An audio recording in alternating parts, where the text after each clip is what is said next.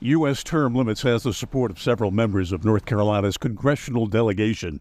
Not surprisingly, the state's two longest-serving representatives, Patrick McHenry and Virginia Foxx, are not among them. Both McHenry and Foxx, who represent our area, first arrived in Washington back in 2005. Without naming any members of Congress, U.S. term limits supports a changing of the guard in Washington.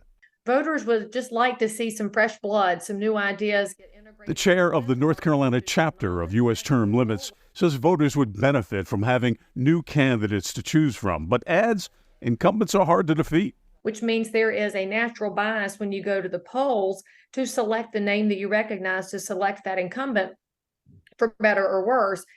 High Point University political scientist Martin Keifer says there's also a downside to choosing newcomers to replace veterans in Congress. The people who come into power are not going to know as much as the lobbyists or the members of the bureaucracy in the executive branch.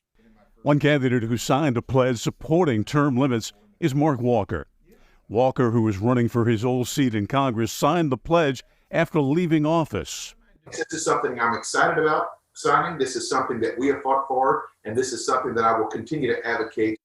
Walker has already served 3 terms in the U.S. House.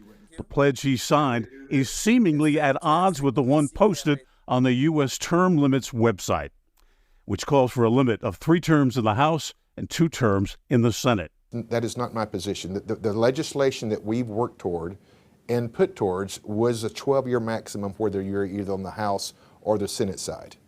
When asked about the discrepancy, the spokesperson for the North Carolina chapter of U.S. term limits tells me, We're not saying what the term limit should be. Most voters say they support term limits, yet congressional incumbents win re-election more than 95% of the time. Bill O'Neill, WXII 12 News.